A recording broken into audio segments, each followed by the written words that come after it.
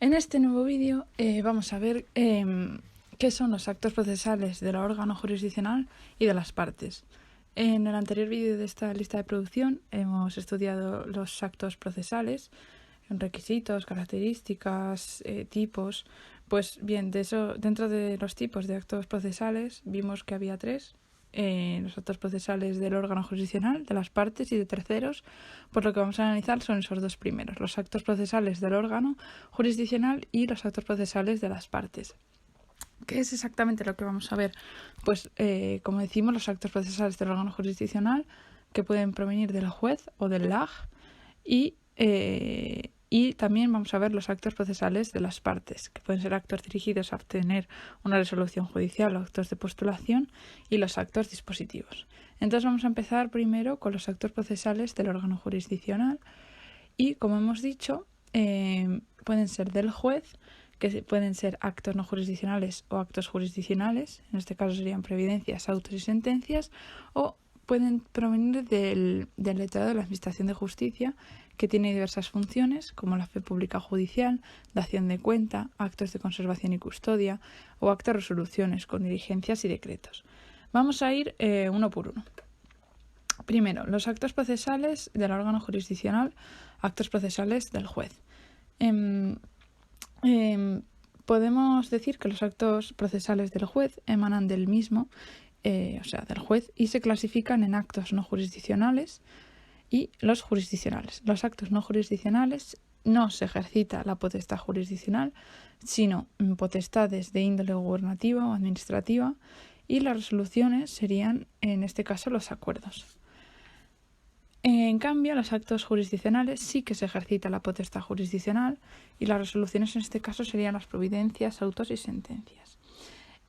Como se ejercita la potestad jurisdiccional, van a dictarse dos clases de resoluciones: las resoluciones interlocutorias o las de fondo. Las interlocutorias atienden a la ordenación formal y o material del proceso, por ejemplo, la admisión de la prueba.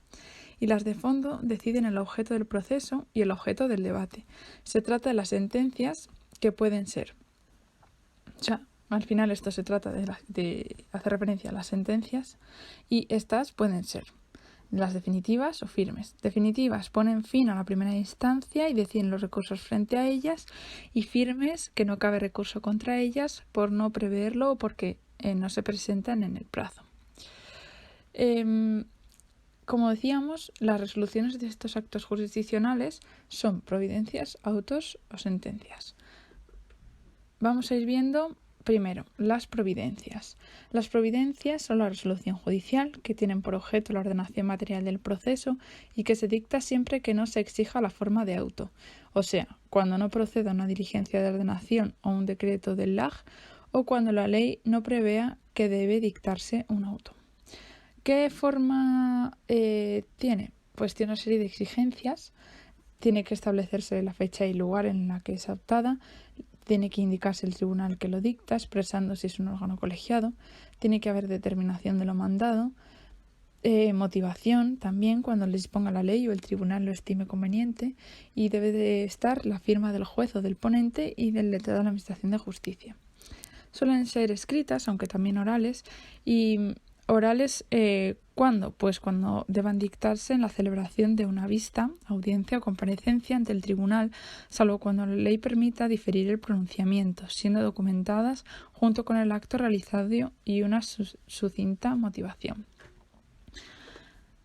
Los autos son resoluciones que se dictan para resolver cuestiones de importancia que afectan a intereses de los litigantes dignos de protección, pero distintas de la cuestión principal o de fondo, distintos por tanto del objeto principal del proceso. Son las resoluciones con las que se deciden las cuestiones incidentales, que no pongan fin al proceso, salvo que se indique que deben resolverse mediante sentencia. La resolución judicial será auto cuando decida recursos contra providencias, cuestiones incidentales, presupuestos procesales, nulidad del procedimiento, cuando le indiquen las leyes.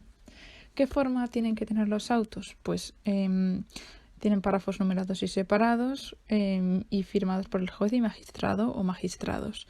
La principal diferencia con las providencias es que los autos tienen que estar motivados, o sea, debe haber motivación. El fundamento de esto es que decide cuestiones que directa o indirectamente afectan al derecho de tutela judicial efectiva. Las exigencias son similares a las de las providencias, en el sentido de que tiene que aparecer la fecha y lugar donde se adopta, la indicación del tribunal que lo dicta, expresando si es un órgano colegiado, tiene que haber motivación en párrafos separados y numerados, con los antecedentes de hecho, fundamentos de derecho, etc. Una parte dispositiva, la firma del juez y magistrado o magistrados. Suelen ser escritas, aunque también orales, en el mismo sentido que habíamos dicho de las providencias. Si seguimos avanzando, llegamos a las sentencias, que son una declaración de voluntad del Estado, aplicando el derecho a unos hechos concretos. Es para la resolución de asuntos de superior importancia y para decidir sobre el fondo del asunto. Es la resolución de terminación del proceso. Se dictará sentencia en el proceso civil cuando decidan definitivamente el pleito o cuando lo indican las leyes, para poner fin al proceso, para resolver los recursos extraordinarios, para resolver los procedimientos que la revisión de sentencias firmes, etc. Y se dictará sentencia en el proceso penal cuando decidan definitivamente la cuestión criminal o cuando resuelvan todas las cuestiones relativas a la responsabilidad civil que han sido objeto de discusión en el juicio, o para declarar la calumniosa la querella cuando proceda. ¿Qué forma debe tener la sentencia? Pues ha de estar también motivada. Tiene que estar escrito en juicios civiles, pero puede estar de viva voz en otros órdenes jurisdiccionales, por ejemplo, el proceso penal abreviado o laboral. Tiene una estructura o la forma con un encabezamiento en donde aparece el lugar, la fecha, el tribunal, las partes, abogados, procuradores, objeto del juicio. Tiene unos antecedentes de hecho desde el inicio hasta el momento de dictar las sentencias. Son sobre todo procedimentales, los constituyen las pretensiones de las partes, los hechos en que las funden y los hechos probados. También tienen fundamentos de derecho, que son argumentos jurídicos de las partes y respecto a ellos los que el tribunal toma en consideración para resolver el proceso, con cita de las leyes o doctrinas aplicadas. Y finalmente el fallo, que debe ser claro, preciso, congruente, haciendo todas las declaraciones que exijan, pronunciándose sobre el objeto del proceso y del debate.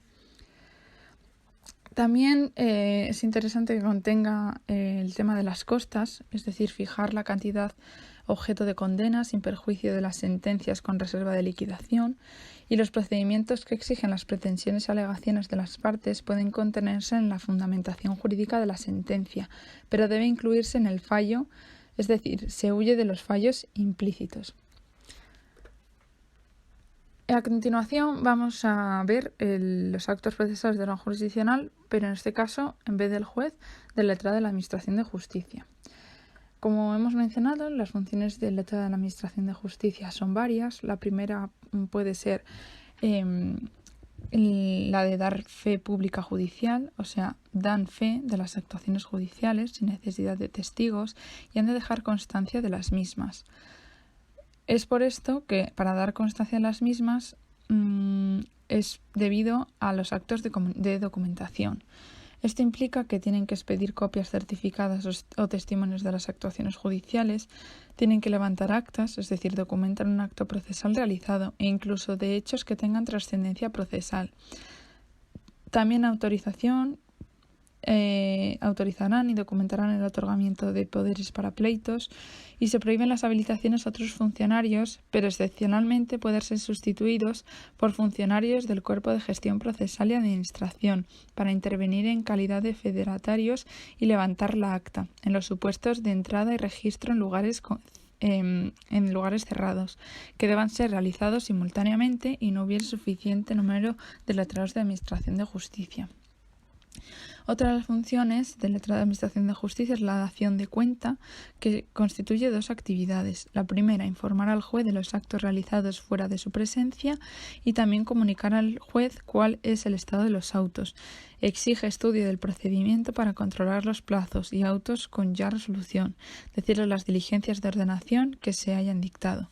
Se suele hacer esto verbalmente. Otra de las funciones son los actos de conservación y custodia, es decir, la llevanza de los libros y el archivo y conservación de las actuaciones. Aquí queda incluida la custodia también de cintas o dictos o dispositivos utilizados para la documentación. Y finalmente, la función última del letrado de Administración de Justicia son los actos resolutorios, diligencias y decretos.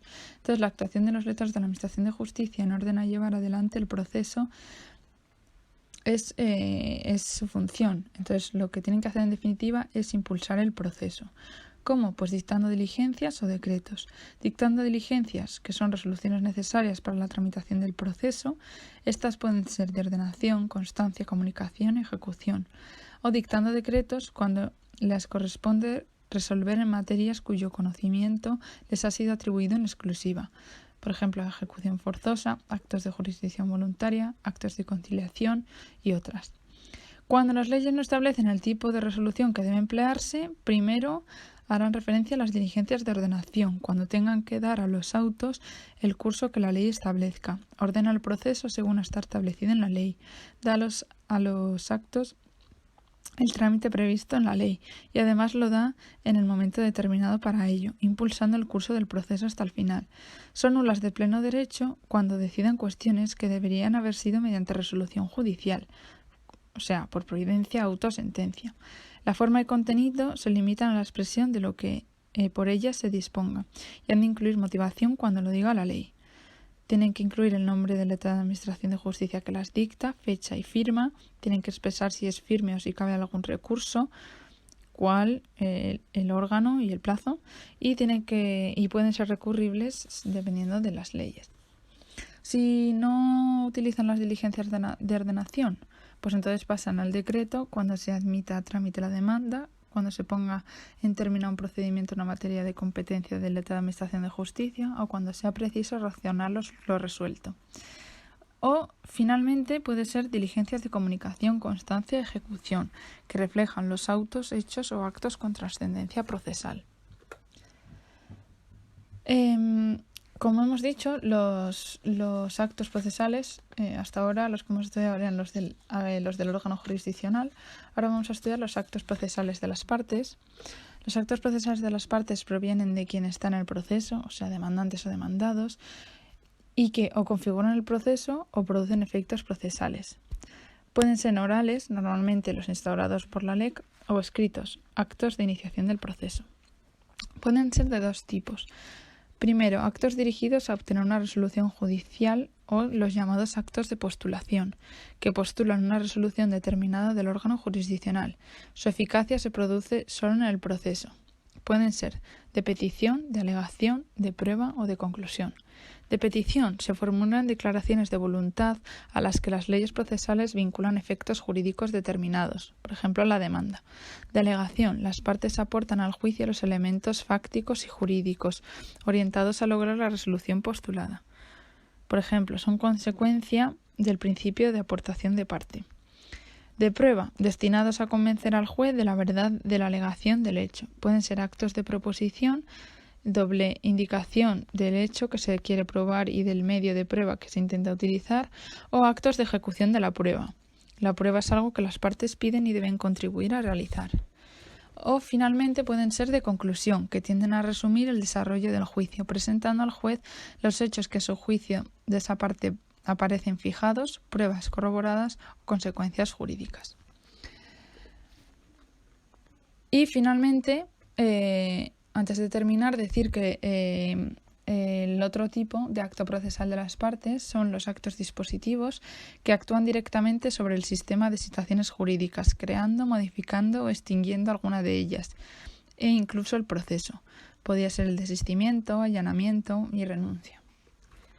Y hasta aquí llegaría este vídeo relacionado con los actos procesales de organización jurisdiccional y de las partes.